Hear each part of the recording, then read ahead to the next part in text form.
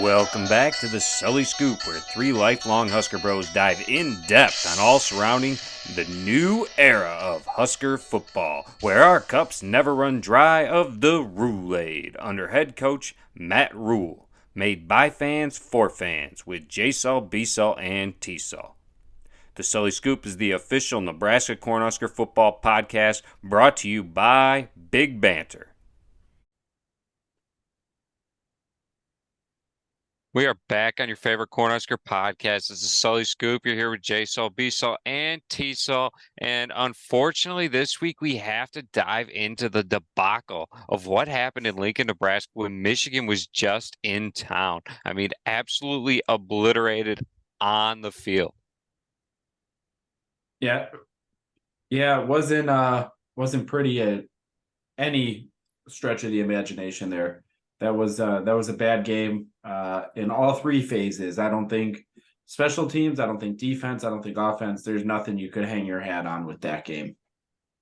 Absolutely not. That was one of the games where you just want to forget it as a fan. I mean, personally, for me, if I was at the game, I would have left at halftime. I wouldn't have stuck around for that ridiculousness because clearly the guys in red didn't want to be on the field on Saturday. They looked pathetic. They were getting beat all over the field on every single side of the ball. It didn't matter. They just showed that, we're not at that level. We're not at a Michigan level. We're not at a Big Ten level. The Huskers have really fallen off the charts. I mean, a Scott Frost team is competing in that game, and I want you to know that.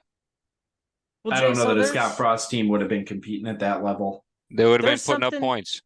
There's something to be said about not being able to compete with Michigan and not trying. And that, for what I saw, was just not trying. Because, as you said, the Scott Frost teams, they competed with Ohio State. When Ohio State was winning the Big Ten, and they would lose at the end. This from what we saw, they planned on losing to Michigan before they even showed up. They listened to all the media all week long saying, hey, Nebraska's not going to stand a chance because Michigan's a playoff team. And that's exactly what we got this week. Because how is Northwestern putting up a better fight against Penn State than we do against Michigan? Isn't Northwestern the one who just fired their coach 2 days before the season started?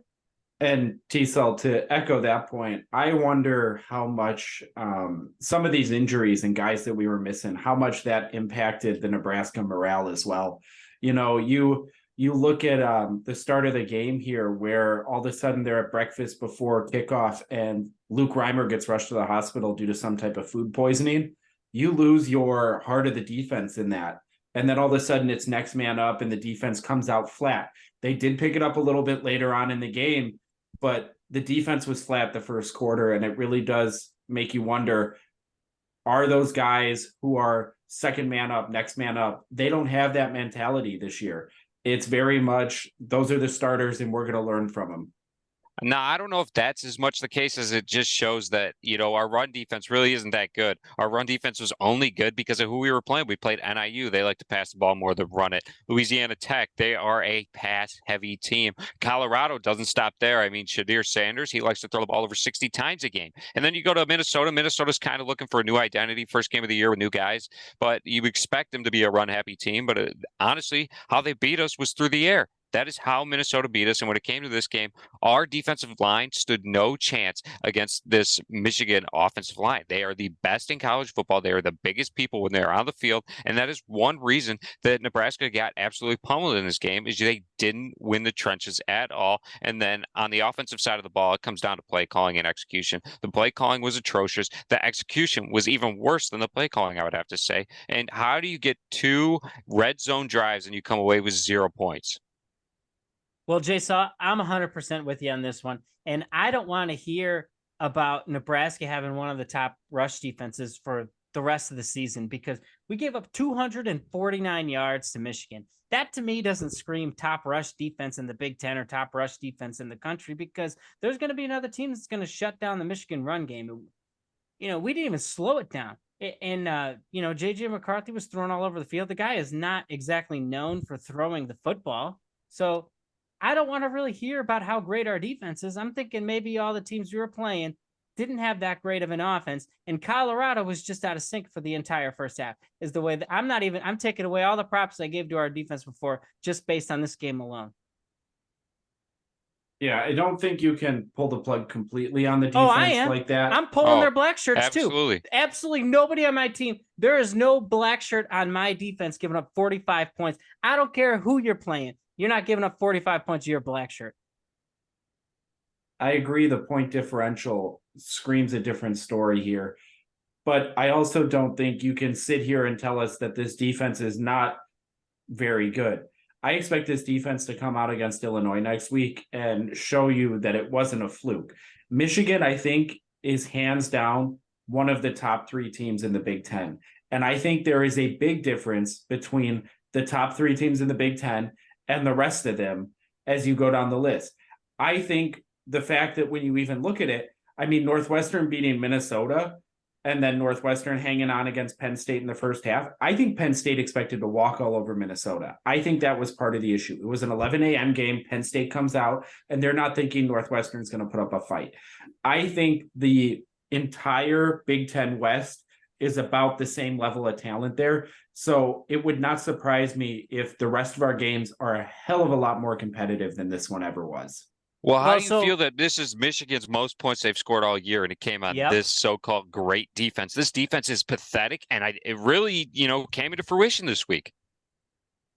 It showed if we play any team with the pulse, they'll put up points on us. And yes, I know Colorado had a pulse, but guess what? They put up 36 points. So they did put up the points in that game. Minnesota, as Mr. Mousker was saying since the beginning of the season, PJ Fleck ain't going to make it to the end of the season, based on what I saw. And Matt Rhule's just lucky this is his first season because people cut him a break. Because if this was season 2 or 3, people would be pulling the plug already. But we need to look at Satterfield because 3 of 10 on third down efficiency is about as great as they were last week. The Huskers are pathetic on third down. They get in way too many third and longs, and it comes down to the play calling. And you can't blame the execution on Harburg half the time because the offensive line can't block or can't pass block. You got Corcoran and Benhart on the outsides of the tackles, and these guys get beat around the sides. And then Matt Rhule's out here, telling us that Harburg's really got to learn how to step up into the pocket. Step up into what? There is no pocket. This man should just be running the ball. You just take it and you run to the sideline and hopefully you cut up for a couple of yards because this offensive line only really gets a push when they're doing run blocking because they know they're just going forward. When they go to step back and pass block, these guys got no read, they got no scheme, and they just lose it in their footsteps immediately when the play starts. Well, Now, the other side is also, Jason, I agree with you. Satterfield is the issue. The play calling's an issue. However, it's another game. We lost the turnover battle. And that, again, puts Nebraska behind the 8 ball. It was stupid penalties inside the red zone to take you out of scoring position. It was dumb decisions. A 4th and 1, and you run a quarterback draw from the shotgun. Are you kidding me? Absolutely, that should be under center. But QB Satterfield watch is the a Philadelphia terrible Eagles hire. on Sunday because they run it every single game multiple times and it never fails. The bigger Absolutely. issue Gotta is run the out offense. The offense has zero identity, and I don't know if that's a Satterfield issue. I don't know if that's a Matt Rhule issue. You can't even blame all of the fans who are saying that give them a break. This isn't the personnel that he wants to run this offense. Run an offense that works with the personnel you have. You have to play with the hand you're dealt.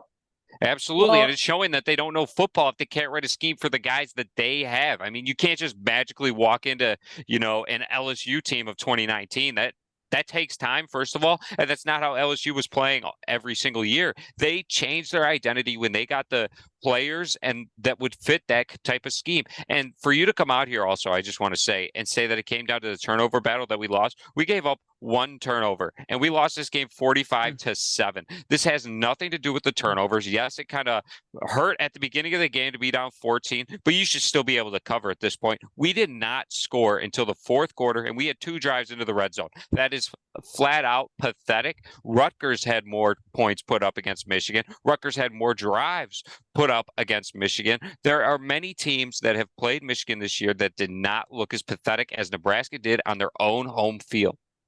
That's exactly it, Jay. So the fact that our team couldn't even show up at home is ridiculous because, I mean, if you're not going to get out of bed for a road game in Michigan, and you get mollywopped, that's one story because most teams are going to go into the big house and get mollywopped. But when you don't even get out of bed to play at home to welcome in Michigan, I mean, Scott Frost's 3-win squad made Michigan sweat it out until the very end. So the fact that We didn't even show up in the first quarter is ridiculous. And I don't want to hear the excuse that our offensive line is bad, because guess what? Our offensive line has been bad for the last 4 or 5 years, and we could score. And guess what? Last season, we were scoring points on offense, and we were all complaining about Mark Whipple. I would take Mark Whipple over Satterfield right now, because I don't even think our offense can score 10 points a game. Now, there is one other thing that I would like to point out here, and it came in the fourth quarter here. But why the hell has Joshua Fleeks not seen the field? Like, at all? I thought he was overweight. Coming out of fall camp, they said he didn't make weight and they were going to put him back in the training room. I'm sorry. To both of you, was he not the fastest guy on the field for our team? He had one touch for 74 yards. He outran 3 safeties. That's my point. Why is this guy not on the field? I don't care if he's buried by depth. I don't care if you're trying to switch him from wide receiver to running back. Last year, our most success came when all of a sudden it was taking a 50-50 shot with Trey Palmer, who just outran everybody. Listen, we do not have the talent nor the depth to continue to just try to run between the tackles and win Big Ten football. You have to hit a big play every now and then for us to score and build a lead. And Joshua Fleeks needs to be on the field a hell of a lot more. Well, Beasel, I think a lot of it has to deal with what you've been saying all along. And Matt Rhule seems to be the type of coach who wants to play his guy. And so he chooses Harburg to be the quarterback at the beginning of the game against Michigan. And Harburg's playing the entire game. He could throw 15 interceptions. He could throw 15 touchdowns.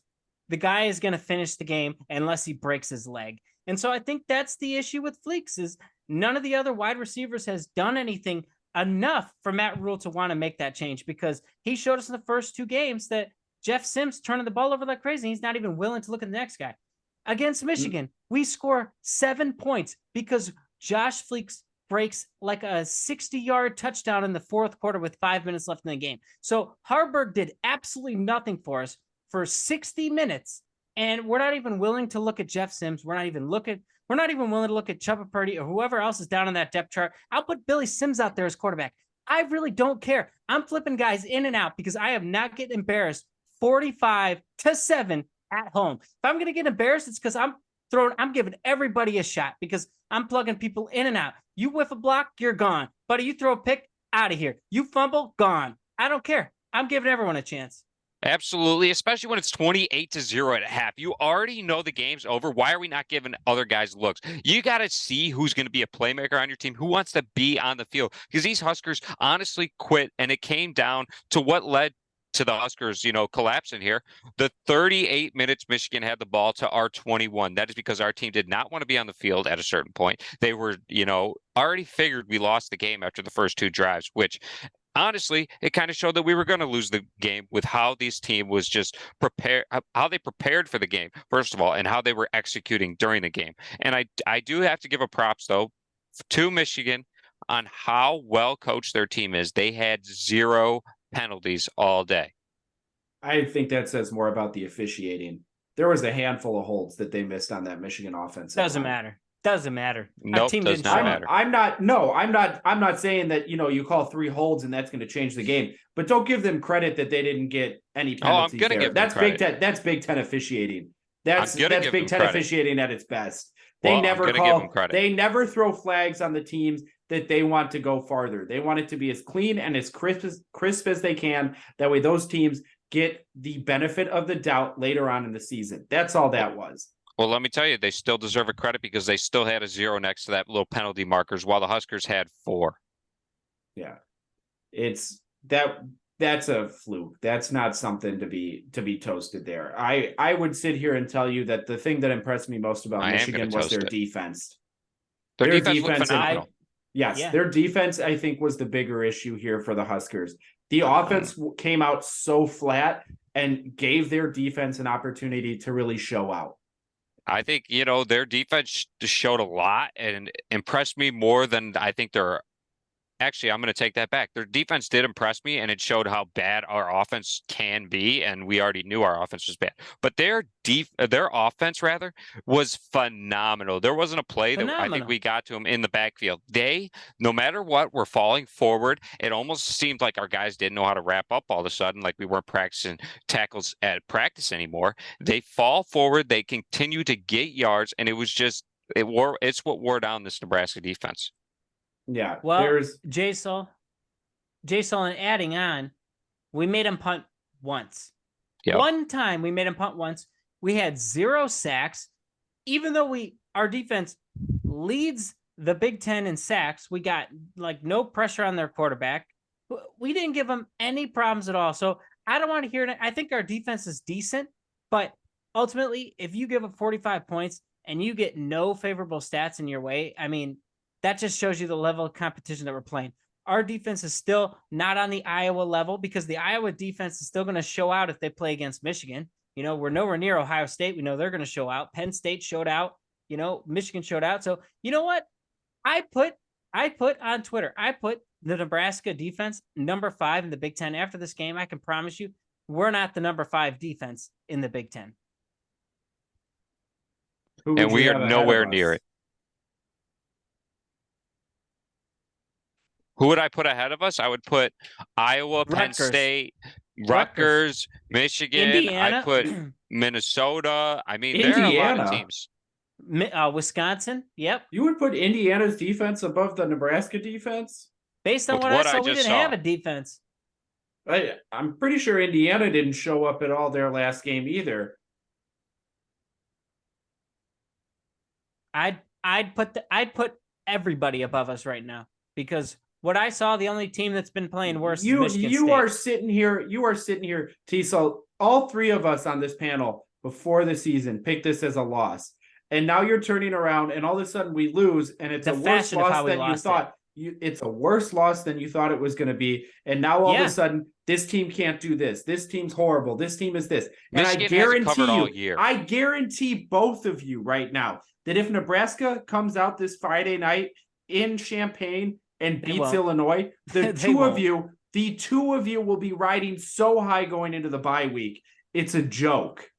B-Sol, I think this is the worst Nebraska team I've ever seen because we can't move the football not even close to save our life. We can't move the football to save our life. The defense doesn't get any takeaways. So even if they stop somebody, all you have to do is score a touchdown and beat us. We're like Iowa last year, except our offense might be worse than Iowa from last year. I'm telling you this.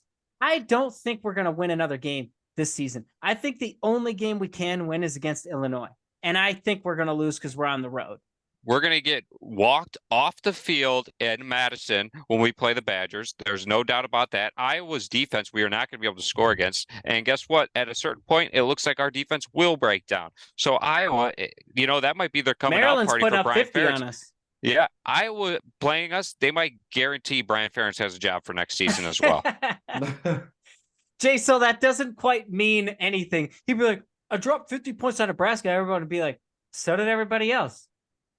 Yeah, Scott Frost's team would have put up a better fight, and I'm sticking to that. This Michigan team embarrassed the Huskers at home, and, you know, we're just lucky that Colorado wasn't at home because I think it would have been even worse than this. So, again, you do realize 90% of this team was recruited by Scott Frost, right? So this is, in theory, a Scott Frost team there. But it's not run by Scott Frost. There's a big difference there. I don't know that the last 3 teams were run by Scott Frost either. That's why last year there was a downfall, they were run by the martini in his hand. The year before, though, in 2021, Scott Frost ran that team when he had to get rid of all his offensive coordinators and all his defensive coordinators and whatever coaches. We still won 3 games. Three games. Agreed, but they put up a better fight than this. On it. All right. Well, I would have rather, you know, lost this game 45-37 than 45-7. Well, I'll tell you this much, J-Sol. Based on what I've seen, especially if we come out here and lose to Illinois like I'm now expecting to happen, anybody who goes to a Nebraska game at home and pays more than $20 just rip themselves off because you're paying money to watch our team get run off the field. Well, let me tell you So- something before we even start getting into the Illinois game. We owe Victor's Nation something, so I'm Oh, just gonna get it gosh. over with. And you know what? Go blue. Go blue. Go blue. Yeah, I mean it's tough, Mhm. but I owned up to my bet. We lost that bet. The Huskers are worse than I thought. That was Michigan's first time covering all year. I mean, as a betting man, of course I'm going to bet on the Huskers week in, week out, even though I have seen how bad they truly are. I'm done betting on the Huskers after this game. Done. Well, here we go. This week coming up. Maybe I'll bet against them. This week coming Maybe up, that's they're the way to a go. 3-point underdog to start against Illinois, and taking We're going to Illinois lose with by the more than points. 3. Taking Illinois with the points might not be a bad bet. But again, Jason, I'm not confident with Illinois, so I'm not willing to bet on them because I believe the loser of Illinois, Nebraska is going to have 0 Big Ten wins. I think whoever loses this game is losing the rest of their schedule. I don't know. I don't know that either one of them would be losing the rest of their schedule. Nebraska still has to play Purdue, and I think they could beat Purdue. Run through the schedule and show me exactly who Nebraska would beat and who exactly Illinois would beat. Because I think we're the 2 worst teams of the Big Ten.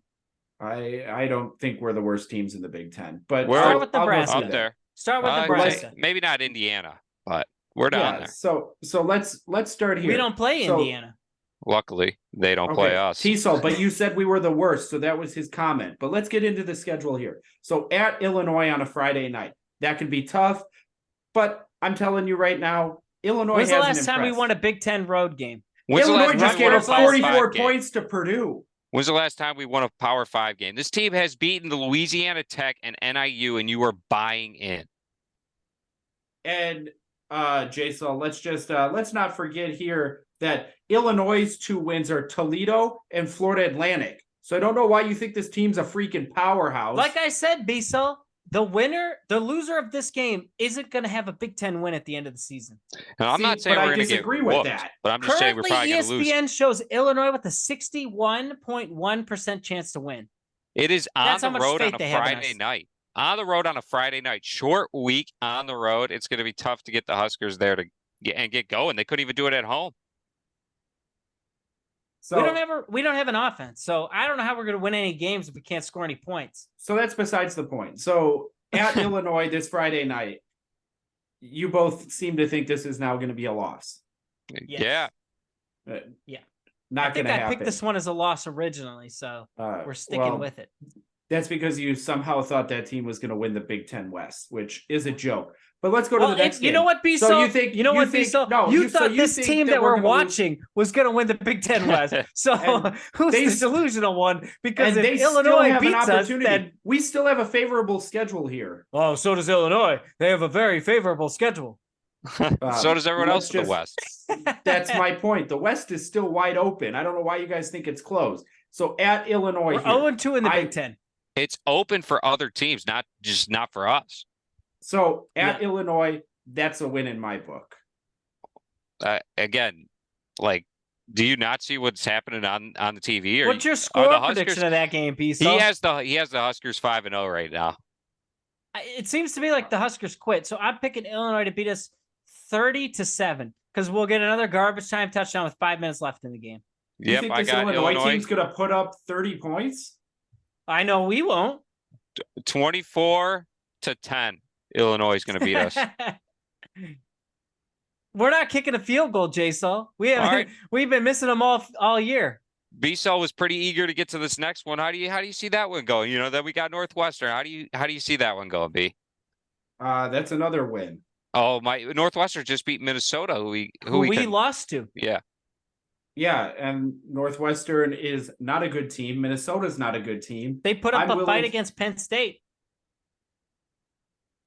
For a half. We couldn't put up a fight. Yeah, we didn't even play, 2 minutes into the first quarter.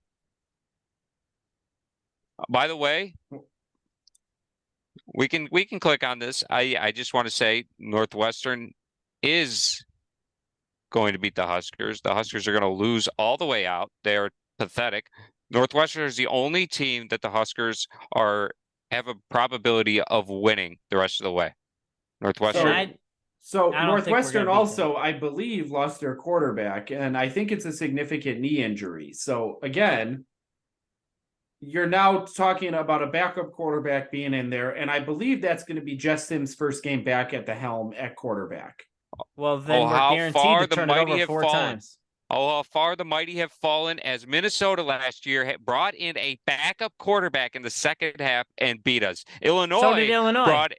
Illinois' quarterback got hurt. All of a sudden, backups in there. All of a sudden, we don't know our plays anymore. Listen, this Husker team sucks. We are winning 2 games this entire year.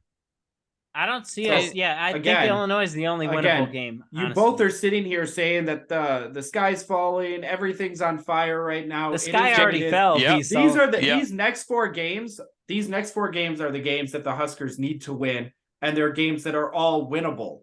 Illinois is not a powerhouse. They are not a good football team. I'm not saying Nobody Nebraska's a said they good were. football team, but that's a winnable game. Northwestern, very winnable game there. Northwestern is not a good team. Their program's in shambles. And yes, they beat Minnesota, but they walked into that one. Again, PJ Fleck's not that great a coach. Nobody thinks he is. And so that's why they're trying to sell him to Michigan State. Next game Compared is to the versus rest Purdue. of the West. Purdue coming to Lincoln. Purdue is a very winnable game. Purdue has a whole new offense there as well. That's a winnable game. You could rattle off 3 in a row and then go on the road to Michigan State, another program that is in disarray, and get 4 in a row there. I think Michigan State will have it figured out by that point. I think they'll at least have it figured out to be able to play football. What fantasy land are you living in there, B-Cell? And I just want to tell you, when Chicken Little said the sky was falling, he wasn't lying. So you can call me Chicken coming Little. off of 2 terrible teams that we beat were thinking that we had a shot against Michigan. I never said we were going to win. I never said we were going to win. That was No, Mr. you didn't say we were going to win, but then the 2 of you were sitting there like, oh my God, listen, we may never lose another game. We just won 2 in a row. Are you kidding me? I never said that. I'd love for you to pull up the tape, first of all. And second of all, I said that we might have an opportunity to cover. Just because Michigan hadn't covered all season. It just showed how bad Nebraska really is. Got beaten worse than any other team that's played Michigan all year.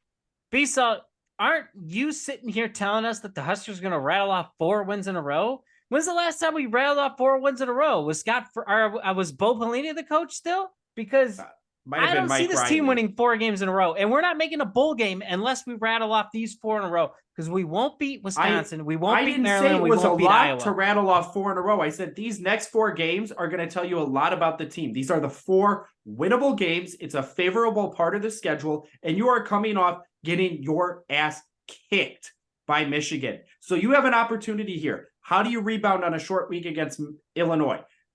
Maybe they don't show up for that, but then you turn around, they get a bye week. That bye week's at a pretty good time there because it's a long week. It's a Friday night game, and then you're off for the following week, to which you have Northwestern, Purdue, Michigan State. Those 3 games are still winnable regardless of this Illinois outcome. I want to see how this team responds after not showing up to Michigan, and the entire country is laughing at this program now. Well, Beasel pull the plug because they're not going to respond after not showing up to Michigan. And I just want to point out for all the scoopers out there who've been paying attention all season, notice how Beasel said the next 4 and emphasize 4. The next 4 games are winnable because why would he say the next 5 are winnable? Who's that 5th team in the matchup there? That would be Maryland, the team that I said was a good team, the team that I said we wouldn't beat from the beginning of the season. And Beasel tried to laugh me off this stage and said, Maryland's a joke. We're going to beat them by 50 points. And now that they're 5-0, Beasel's not feeling so confident on his end. T-Sol, I'm gonna stop you right there. I think we could beat Maryland. I think anybody in the country could beat Maryland. You thought we could beat Michigan too? Yeah, Maryland hasn't played anybody. Thought we could beat Minnesota as well. Yeah, and Colorado. Minnesota there. Should have beaten Colorado. You think we can beat Illinois? So Nebraska is going to lose this game. You are going to be eating your words because here is what I hope so. I hope I do eat my words. I don't want to see a 2-win squad. There is no reason to be buying into the Huskers right now. Again, they have done nothing. They've proven nothing. That Maryland game for us falls at a perfect time. If the team gets a little bit of momentum there and you win, if you can rattle off 4 in a row or 3 out of 4 or however you want to do it, we are a trap game for Maryland. They this week have Ohio State, followed by Illinois, Northwestern, then Penn State, Nebraska, Michigan. They're not going to be preparing for us. They're going to be looking ahead to Michigan, especially if they can upset one of these two teams that they have ahead of time, whether it's Ohio State or Penn State, like T-Cell wants you to think they can do. Maryland's going to have 2 losses coming in by the time they're at Nebraska. Maybe so, B-Cell, but it doesn't really take that much to beat our Huskers, as we've seen proven this season, last season, the season before that, the season before that, the season one. It goes on. The list goes on. Until this team can start beating some teams that they're not supposed to beat, until they can show up and knock off a top 25 team, why should we buy in? Nebraska should be competing with these teams every single year. If you look at the recruiting rankings right now in the Big Ten, with talent on the roster right now, Nebraska is 4th in the Big Ten. And for whatever reason, we're not getting that productivity on the field. And you know who's 3rd? Michigan. So is it really a 40-point difference from 3 to 4 with recruiting rankings? I don't think so. And no one else should think so, because Rutgers has put up a better fight. And I can tell you Rutgers ain't in the top 6. Well, I do got to get your take. As you're talking about the guys on the field as well, the players that we're getting. How are you feeling about our, kicking game? We are 1-4 on field goals this year. Do you think it's even improved from the previous years? Nothing has changed. This team can't make a field goal. They're absolutely pathetic. They get in the red zone. You might as well go for it on 4th down or just punt the ball. Yeah.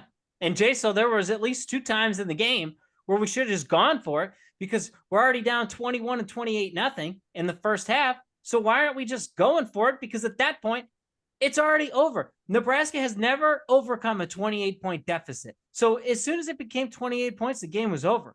We've never overcome that. It would have had to be the biggest comeback in school history for an offense that can't score into the double digits.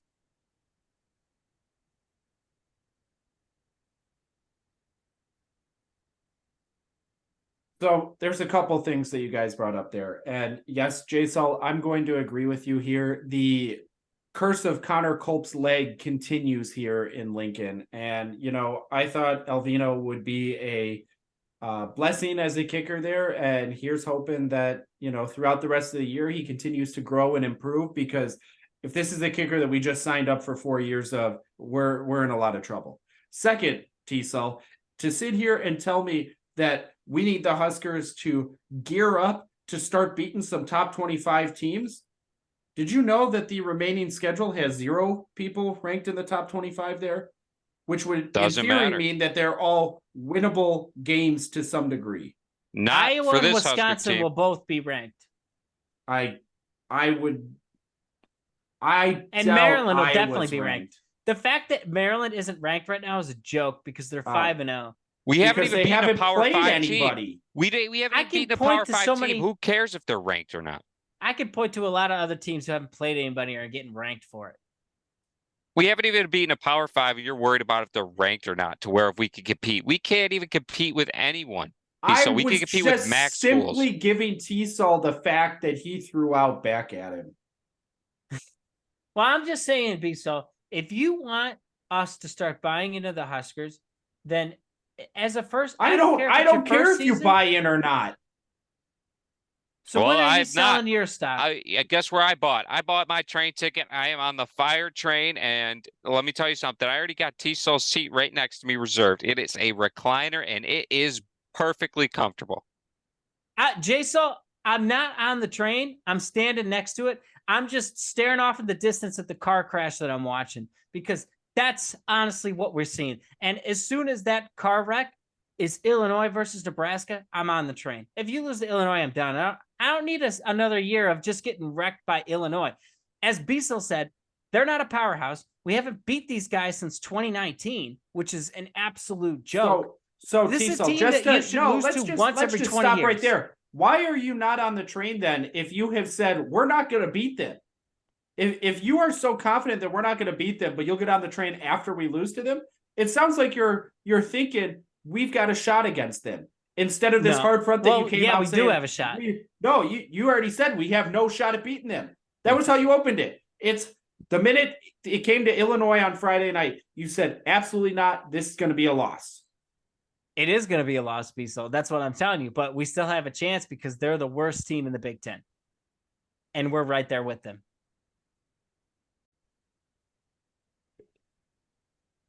Diesel, and that's where I disagree with you, though. I do not feel that Illinois and Nebraska are the two worst teams in the Big Ten. They both have struggled right now, but I can tell you right now, Indiana is by far the worst team in the Big Ten. See, and I think we would compete with Indiana. I'm just glad. I'm upset we don't have Indiana on the schedule. But here's what's really going to be telling for you guys. Indiana's on a bye this week, so they get 2 weeks to prep for Michigan. What are you going to say when Indiana puts up less than 7 points? I bet you they put up a better fight. If they put up 7 points, they probably only give up 30. Yeah, I do think Indiana's going to put up a better fight. I think this Huskers team looks pathetic. They play pathetic. They're just flat out a terrible team. There was a bad hire. You guys just got to, learn to agree with it. Listen, after this hire, if they don't hire me, they better be selling their souls to hire Urban. Now, I have a question for you here because I'm going to tie Nebraska into Indiana, who you think we're at the same level as. I don't even know if we're at Indiana level. Indiana just lost to Maryland. They have their bye week. After the Maryland loss, they fired their offensive coordinator. If Nebraska loses on Friday night to Illinois, do they leave Satterfield in Champaign? They better. Other people's jobs are on the line, so you better drop somebody as the scapegoat. Absolutely. Satterfield should already be fired. If you're watching this play calling, it is not for the type of players you have. It's not for the personnel. This play calling is pathetic. This is not Tom Brady out there in the pocket. We don't have the Eagles offensive line right now. This team does not have everything that we are running a scheme for. Yeah, if you have the best team on paper, then yes, this team would probably work. If you had the Georgia team, even this play calling would probably work for Michigan. But why? It's because Michigan is just set up better. They have the athletes at all these spots, but guess what? Anyone can coach the best team on turf. Anyone. I don't care what plays you're calling it. Guys can't coach at this level. And why is Satterfield bad? Because he doesn't know how to change his play calling and coach for the personnel that he has on the field.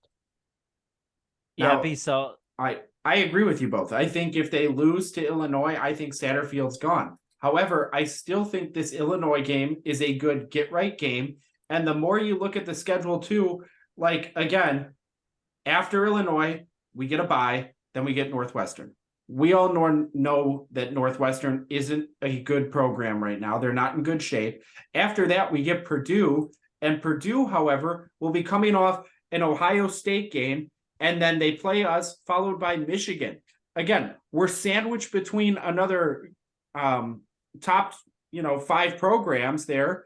That Purdue realistically is probably looking at getting ready for Michigan at that point, that they're not taking us seriously. So your take right there is that we're going to catch Purdue sleeping in a week, and that is how we are going to get that win. I think we're going to catch a handful of teams sleeping here. When you look at where Nebraska is sandwiched on a lot of these schedules here, is we are a good trap game. Until we prove that we can win, nobody's going to take us serious. So for B-Sol is bought in, however, we need to catch Purdue on that week just to have them sleeping. That B-Sol is just looking for a win against Purdue. I'm not saying that's the only way we're going to beat them, so don't start twisting words around. I said it's very realistic that Purdue and Maryland will be sleeping based on the layout of their schedule. However, I told you from the get-go that I think these next 4 games are the easiest games remaining on the schedule, and I think it's a very realistic chance to rattle off 4 in a row, have some momentum going into a Maryland team that's going to be looking ahead. B-Sol, we are the easy game on everyone's schedule. B-Sol, and I got to jump on you. You said if you lose to Illinois, Satterfield is fired. And I 100% agree with you. But you said if he loses to Illinois. Guess what? If you beat Illinois, I'm still looking at firing. I'm going into this game and telling Satterfield, you better drop more points than Purdue. And Purdue, just so everyone remembers last week, dropped 44 points on Illinois. So if we don't drop more than 44 points, I'm firing this guy. I don't care. He could drop 43 points. His ass is gone because our offense should be putting up a lot more points than what Purdue is doing to this terrible Illini team. Yeah. Now there is another thing here that's important to note is this Nebraska defense has been terrible about takeaways. And I know J-Sul says that takeaways don't do anything for the team. It does. It gives the defense some rest. It puts the offense back on the field. And at this rate, our offense needs to be out there as often as they can.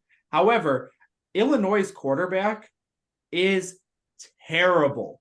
But he won't throw a pick against us. Luke Altmaier turns the ball over at will. What gives a defense rest is an offense that doesn't give the ball up themselves and holds onto the ball and runs the clock. That's how you keep your defense on the sideline. You're not just expecting your defense to go out there and get a turnover when they feel like they don't want to be on the field anymore. Sorry, but turnovers usually aren't that common. Unfortunately, they are for this Husker team, just on the opposite side of the ball because our offensive coordinator stinks. Our personnel at quarterback stinks. We don't know how to hold on to the ball. It's an undisciplined team that is not coached well.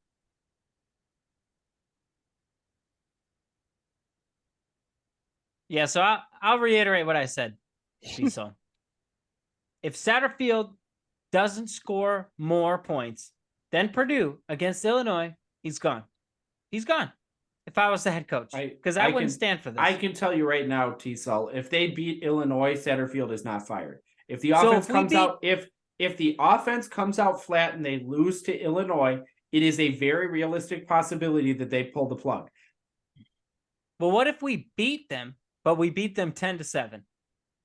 You pulling the plug on Satterfield? To me, I pulled the plug on Satterfield back in the first game of the season. But I can tell you right now, that's not the way that Trev operates, and that's not the way that Matt Rhule operates. Satterfield will make it through the end of the season if he makes it through the bye week this week. I can promise you this: if Satterfield is still coaching by the end of the season, Matt Rhule better get walked out the door with him, because then he's showing blind faith to people who don't deserve it. Like Jeff Sims, turning the ball over 8 times in the first 2 games. Why did we leave this guy out on the field enough to do that? You know, you got to pull the guy and maybe give him another chance the next game. You know, Harburg can't hit a pass to save his life against Michigan, and we're keeping him out there. So whose call is that? Is that Rhule's call or is that Satterfield's call? Because if I'm Rhule, I'm blaming Satterfield, and I'm showing him the door. That's what I'm doing. Absolutely. Save your own seat while you got it, because let me tell you something. Matt Rhule's not going to be coaching here for too much longer if he keeps sticking with one guy. Listen, all these guys got to this level. Why? Because they can play at that level. Give the next guy the opportunity if the guys in front are going to shit the bed like they did against Michigan. That's exactly right.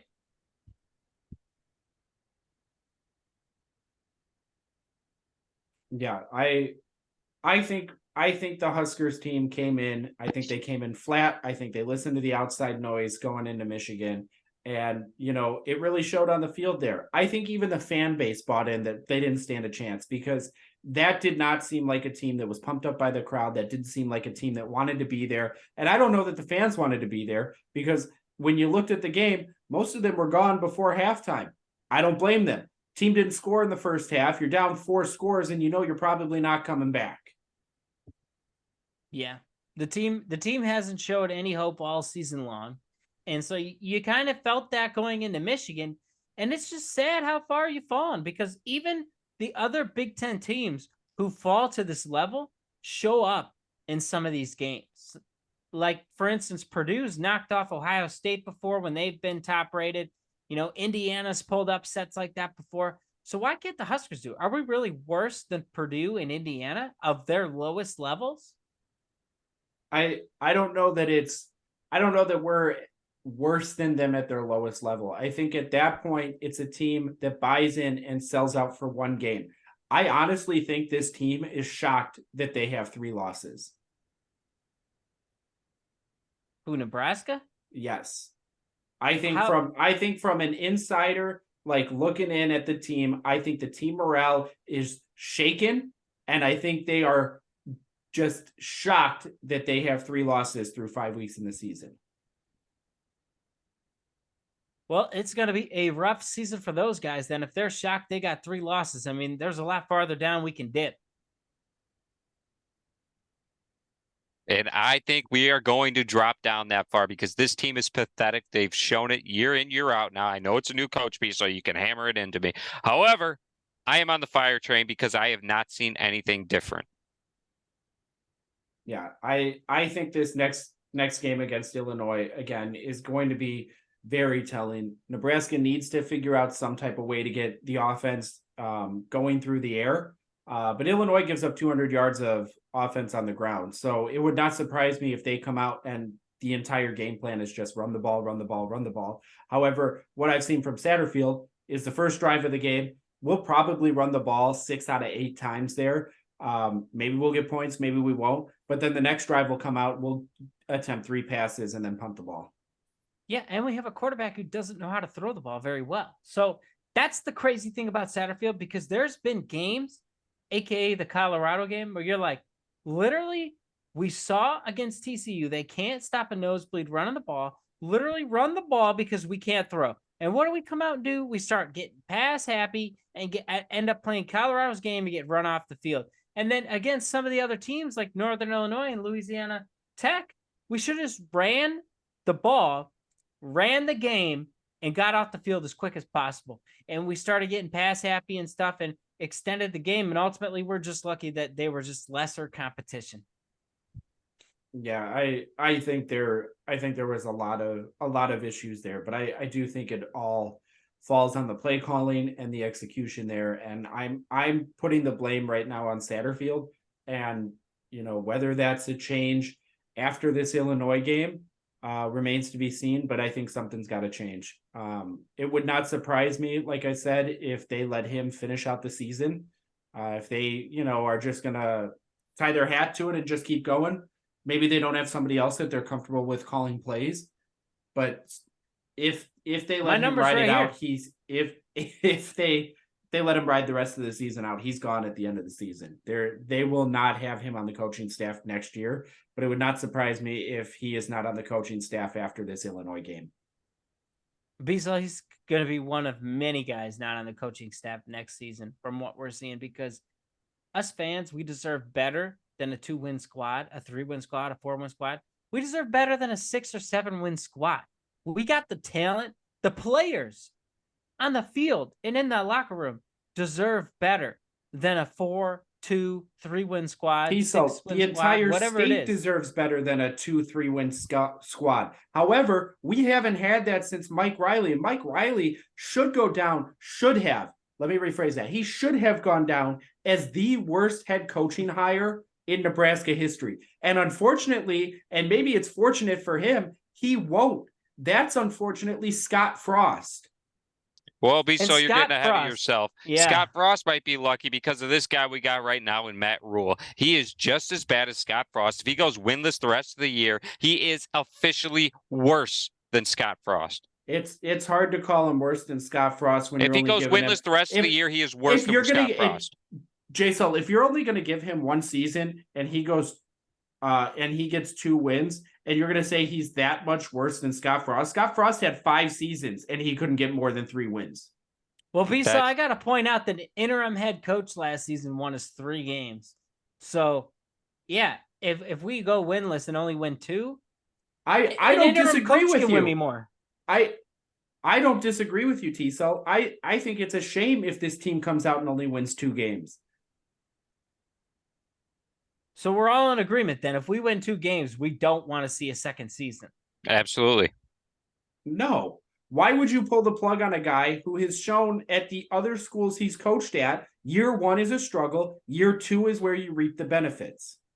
Because, Bissell, I could have a rock as a head coach. You just rode with Scott Frost for 5 seasons. You dealt with mediocrity for the last 12 seasons. I didn't ride with Scott Frost. Yes, you did. Oh my God. Oh my God. He's an offensive guru. Go back and listen to the last 2 seasons of The Scoop.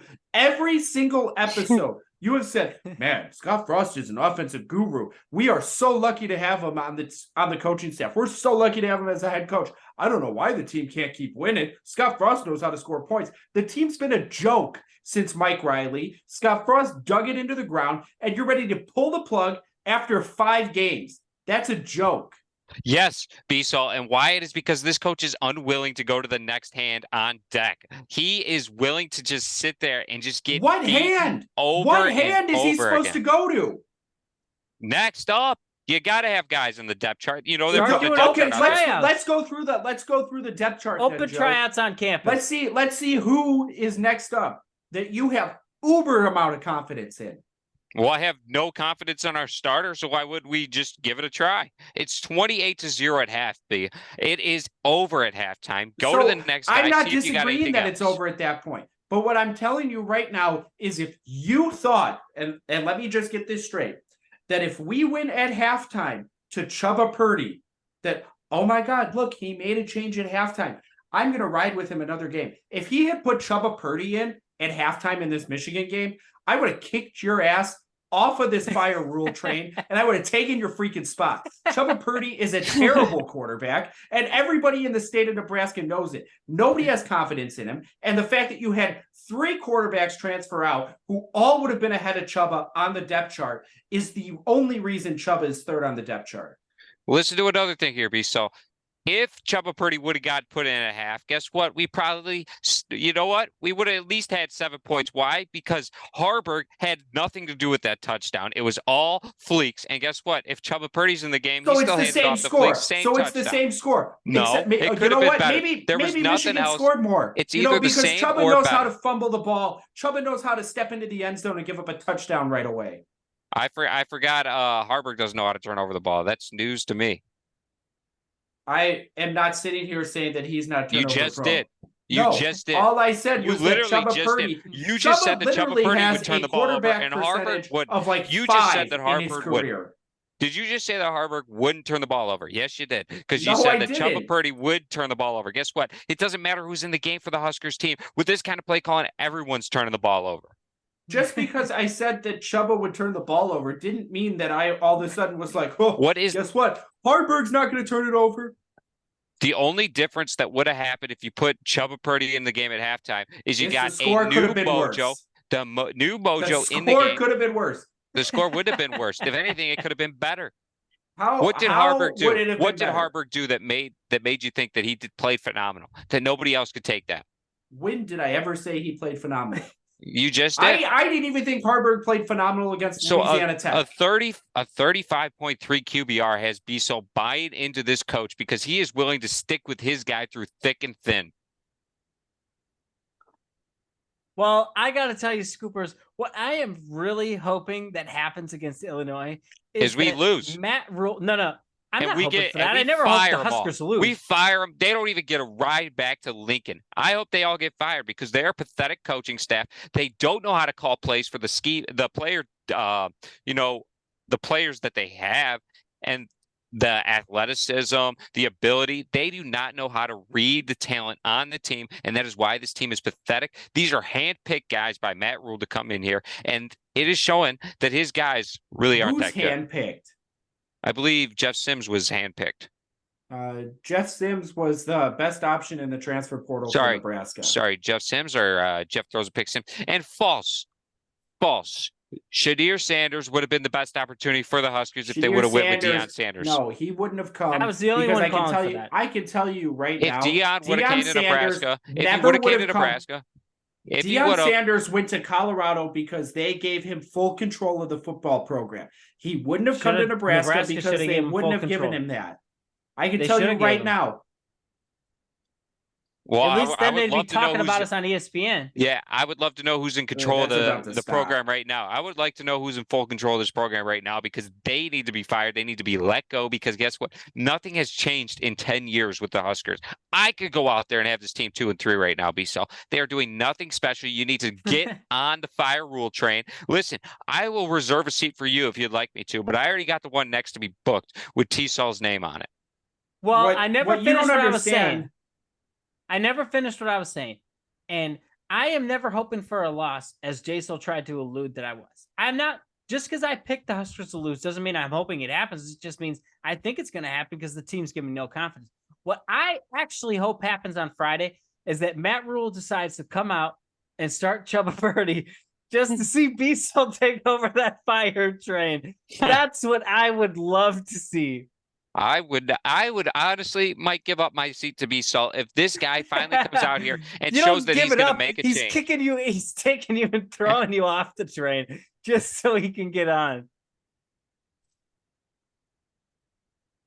There is no way that Chuba seeds the field. He's Well, not a good quarterback. He would be doesn't deserve a 2-3 at spot this on the point too. roster. He would have 2 wins if he played against we might be NIU 0-5 and Louisiana Tech. if you had started Chuba Purdy all 5 games, we might be 0-5. I don't care who you put on the field against NIU and Louisiana Tech. You should win that game. You would if you had Chuba out there. So I can tell you right now, you wouldn't have a win. I forgot Jeff Sims has so many wins this year. I never said he did, so I'm glad that you seem to think that. Well, so the first mistake was keeping Chuba Purdy on the roster because And that's if I came in as the new head coach, Because you could have shipped him out of town and you could have kept Logan Smothers. what I would have done. But I'll tell you, I've been battling with people on Twitter all week. And yes, battling, because after a loss, what else do? You go and you battle people on Twitter.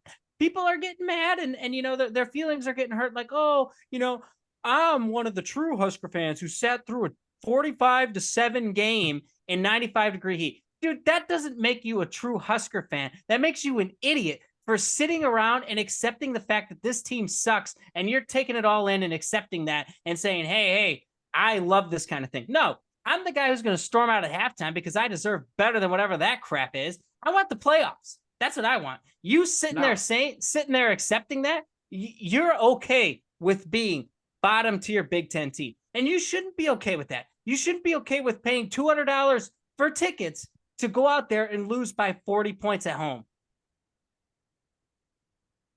Now, but if I was the head coach, I would have pulled Chuba Purdy's scholarship and brought in my own guys, just like Deion Sanders did. And people are getting mad that Deion did that. But guess what? Deion doesn't have incompetent quarterbacks like Chuba Purdy on his roster.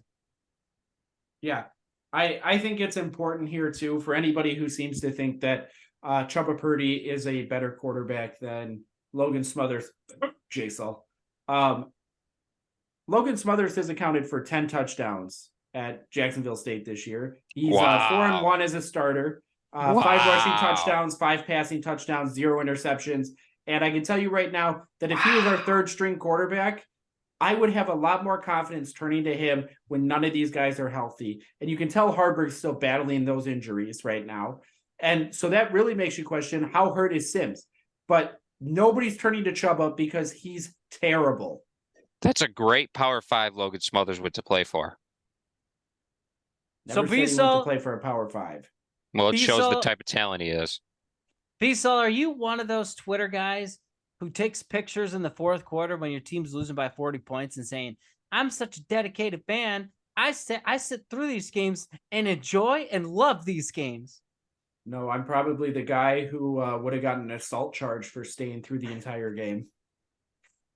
Well, I just want to remind all the scoopers that back when Mike Riley was the head coach, his final game, he coached against Ohio State.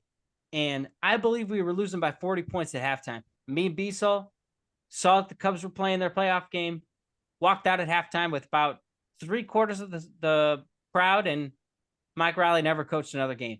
That's what you got to do as Husker fans. If you're sitting there taking all this in, then you're the problem. Because if you all get up and walk out together, they're going to make a change for the better. Something's got to happen. If we all stormed out against Michigan, guess who doesn't guess who doesn't coach another game? Satterfield, the guy who is the issue. They have to make a change. But if 60,000 people decide to stay and watch it, they're like, because it's a business first, they're going to sit there and say, oh, these guys, they're still happy with their team. They're okay with this. No, you guys got to storm out at halftime and force their hand to make a change. T-Sol is starting a movement. I'm telling you, who's our next home game? Northwestern? If Northwestern is up by 3 touchdowns at halftime, everyone better storm out. If people are taking it all in and taking pictures about how they're a dedicated fan, they're part of the problem. Could not agree more. And I got to tell you, it's not all about positivity, because when you come out of this Michigan game, there's nothing positive to take away from this.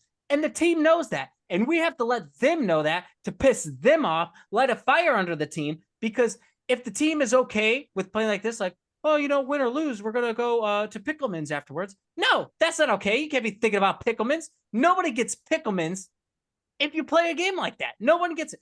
It's all less right, than all right, sprinkles. all right. Mike Riley, let's settle down there. We don't need to start taking away their Picklemans, their sprinkles, or all of this. You need to start running them harder in practice and maybe push a kid a couple times like Bo Pelini did. That got the most out of Taylor Martinez. He never wanted to be pushed again. And thanks for joining us for another week of the Sully Scoop. You're here with Jason. B-Sol. And T-Sol. And don't forget to follow and like, and you can catch all things Sully Scoop at Sully_Scoop on Twitter. Go Big Red.